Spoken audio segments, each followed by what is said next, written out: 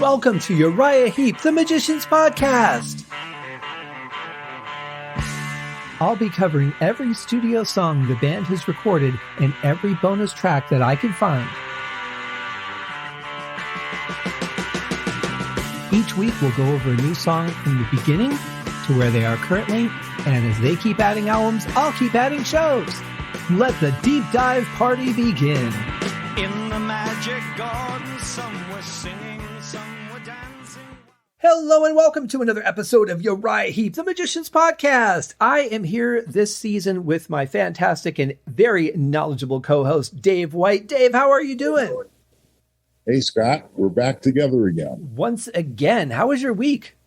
Very good. Very good. How was yours? It was busy, but good. I got a surprise song that I was asked to record drums on, so that's always fun. Outstanding. My band plays two gigs in the next 2 weeks, so that's good too. It's got to feel so good to be back on stage, doesn't it? It's good to be out. Absolutely. And, you know, there's such a difference for people that are especially live players that don't get to haven't been able to play out for the last couple of years, just to get back in front of a crowd and see people enjoying your music and the camaraderie of the other musicians. I mean, there's really nothing like that in the world. It's all good. It's all good. This has been a very hectic 2 years for everybody. You know, a lot of doing nothing and then trying to get back online and back out in the world, and you know, get online with your stuff, and it's coming together. How have the crowds been? Have they been kind of increasing the more that we seem to be coming out of the pandemic? Yeah. People are getting less and less concerned. There's less and less masking. I try to stay as away from people as I can, but there's always, hey, how you doing? You know, and you get a big hug. Somebody slaps a kiss on your face, and it's like, okay, fine. You know, hope I don't get sick again. So, right. You know. Yeah, I mean, pandemic or no pandemic, I'm keeping the 600-foot rule because it just works better for me. Yeah, I understand that. We have to play in an outside gig, which is good, and an inside one, which is not so good. And it's really very crowded most of the time there. So I got to keep your wits about you and be cordial and polite and happy to see everybody, but stay out of their way.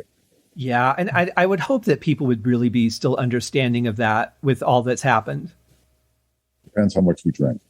Seriously, alcohol has a big, effect on what you do, when you're out and about in public, and, the more they drink, the more friendly people get, plus the better we sound. So that's all the best thing. And the better the people in the crowd look. That's right. Absolutely. So I'm very excited about this upcoming show tonight. I've listened to this song forever, and you said you haven't heard these, so I'm excited to see how you react to what we're going to hear tonight. I am too, and this is a marathon song coming at 14 minutes and 1 second, which, live I would have been going out of my mind, just soaking up every little bit of it if I was in the crowd. This is a song off the first album, and it's a real powerhouse. It's one I've always enjoyed. Yeah, I kind of have always.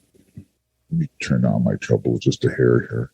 I've always kind of considered this to be like performance art, but I have to temper that, knowing that it was a live situation. They knew it was being recorded, and I know that what we're going to hear is pretty well what they tried to pull off every time they did this song. And I've heard a bunch of live recordings of this by this lineup, and I'll tell you, this is the definitive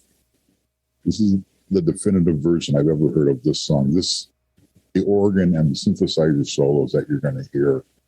I've heard, like I say, different concerts, and this one just blows them away. And I can't believe it came out as good as it came out. They did a great job in the mastering and the production and the stereo separation and everything, But the performance is unbelievable. I just think it's just an amazing job that they pulled off. Excellent. Well, and let's remind everybody who is on stage for this show. On vocals, we have David Byron. Keyboards and vocals, we have Ken Hensley. Mick Box and vocals, guitar and vocals. We have Mick Box on drums, Lee Kerslake with also vocals, and on bass, we have the ever-wandering Gary Thain. And a reminder to you folks who listened to the last episode and were thinking, there was something I was supposed to do and I forgot. I'll remind you that if you have pics from any of the nights that these songs were recorded, please send them in to uriahheeppodcast@gmail.com. I'm still hoping that someone out there has something. I'm sure some will surface. Although it's a pretty big event if they do, so it would be a good thing. That's very true. Well, we've got quite a bit of music to cover at 14 minutes and 1 second. You ready to get into this thing, Dave? I am ready. Let's do it.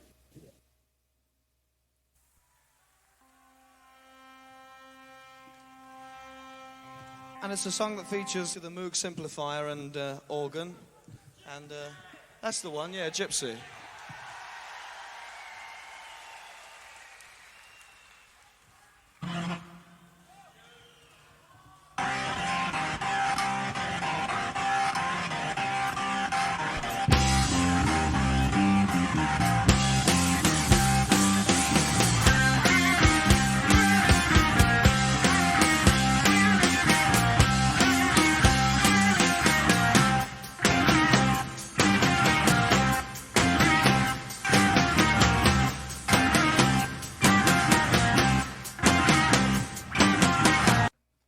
They are just barreling through this. 100 miles an hour. They started off at 100 miles an hour. Awesome. Absolutely. When I did the review of this song, which was the very first episode of the Uriah Heep podcast, I mean, I had a couple of feeders that I had to put in there for the RSS feed and all that to connect. But this was the first official song review that I did. And even then, I remember pointing out that, back then there were no click tracks. This was musicians working together, paying close attention to where each other was, paying attention to their timing. You have to be aware of everything if you're going to record or perform a piece that starts like this. And that the synchronized of the offbeat for this thing, that they all pulled off together. They've done it a million times since, but when they did it this time, it couldn't have been more spot on. Yeah, they're very, very in tune with each other at this point. What I'm trying to figure out is how did somebody in the crowd know they were going to play Gypsy based off of that little bit we heard? Because he mentioned the Moog simplifier, which is actually a Moog synthesizer. Yeah, that was a nice play on words. It was a Model D synth, and David Byron called it a simplifier. And just a play on words. He just said the wrong word. I don't think anybody ever called it a simplifier except for that time, but that's what it was, a Moog Model D. Well, don't let it be said that David Byron did not have a sense of humor. Okay. Let's see where they go from here.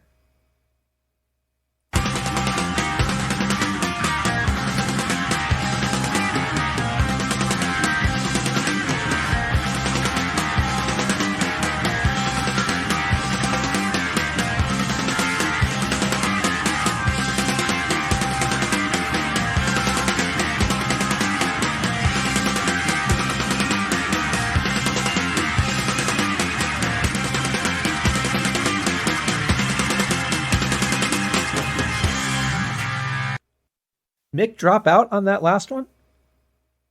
I think no. The intensity of that stretch just now with the ascending organ kept going higher and higher and higher. Same chords, different chromatics, going up the scale, up the scale, up the scale.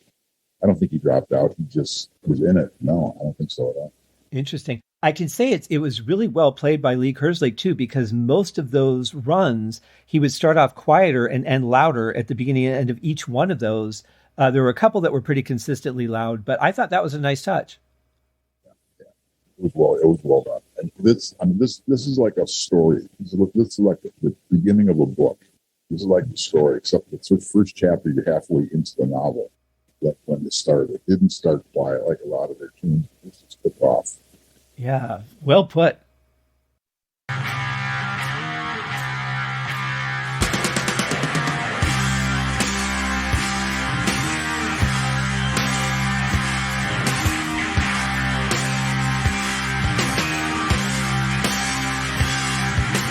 I was only 17, fell in love with a gypsy queen. She told me, hold on.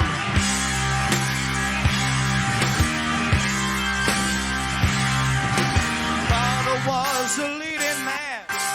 Said you're not welcome on our land. Then as a fool told me to go.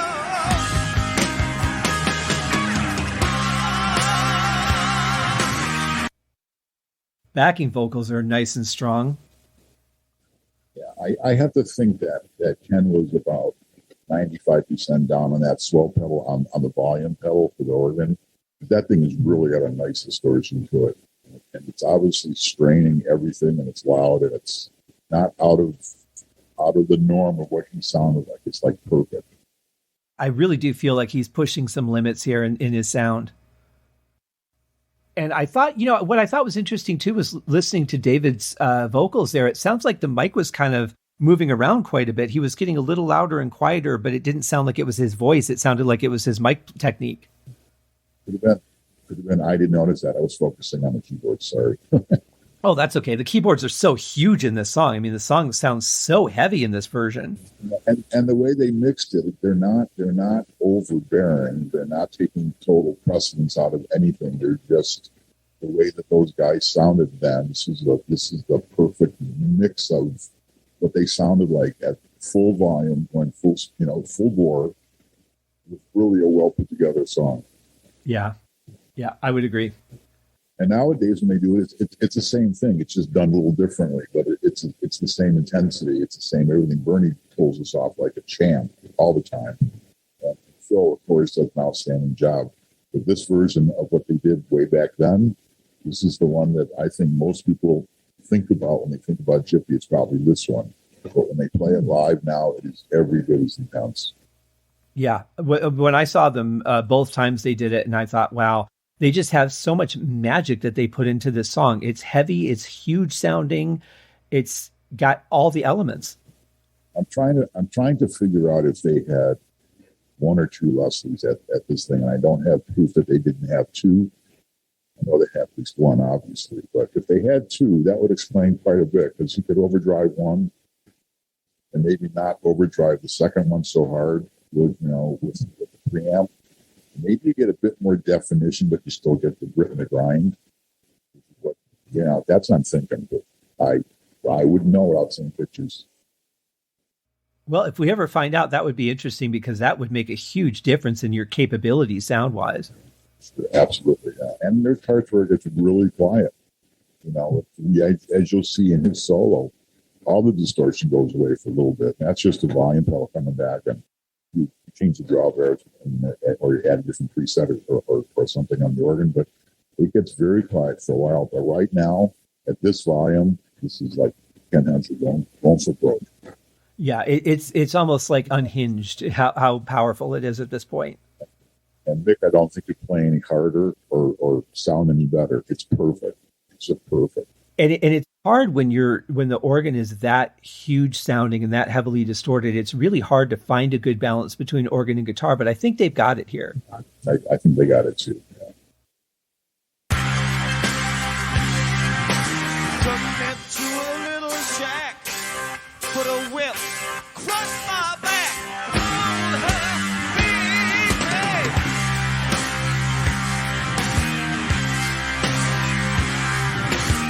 Was out for quite a time, came back with a on my mind. That sweet little girl means all the world.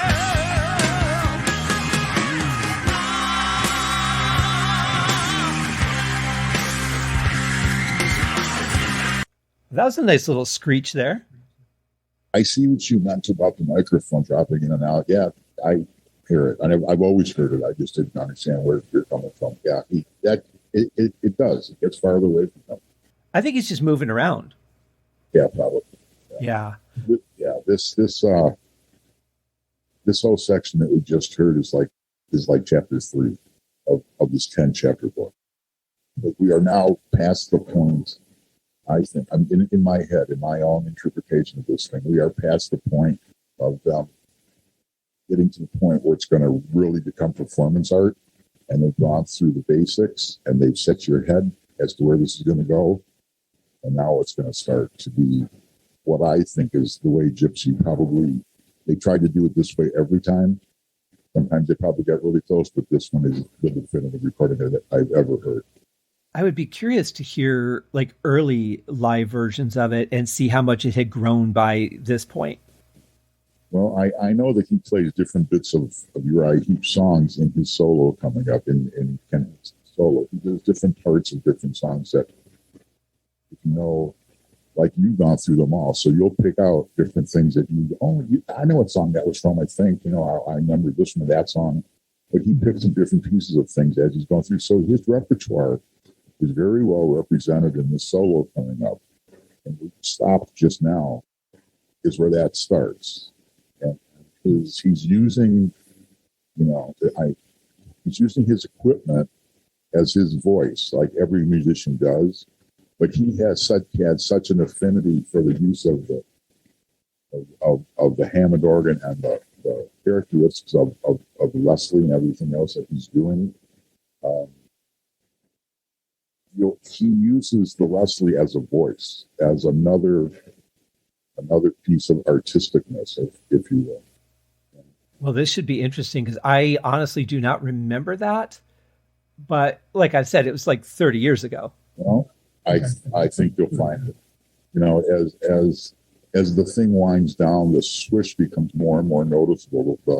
The Doppler goes away, but the organ has got this grinding, swishing thing that Uriah Heep was always, known for, and that's what's coming up. And you'll hear him go way up on the keyboard. You never lose the switch because it's going so slow. It's and he cranks it up. That's how performance art. He used that as part of the voicing of what he was trying to accomplish.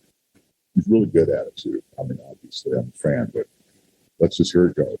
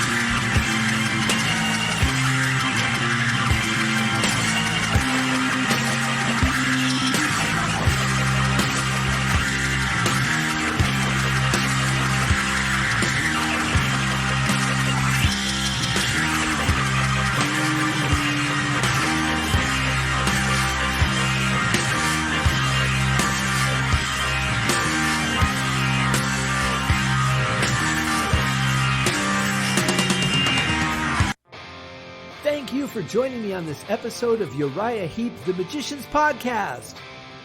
If you have enjoyed this show, please consider going over to Apple Podcasts or your favorite podcast outlet, leaving a rating or a review. Be sure to subscribe to make sure that you are notified when new episodes are available. Please be sure to share this podcast with your fellow Uriah Heep enthusiasts and anyone who you think would like Uriah Heep, which should be everyone. And if you are so inclined, please feel free to contribute to the Patreon account. And if you are not a Patreon subscriber, you can also pay through the PayPal link on the website listed in the show links below. I would also like to thank Uriah Heep for their very generous support of the show, and thank you guys for listening. We'll see you in the next episode. Happy days!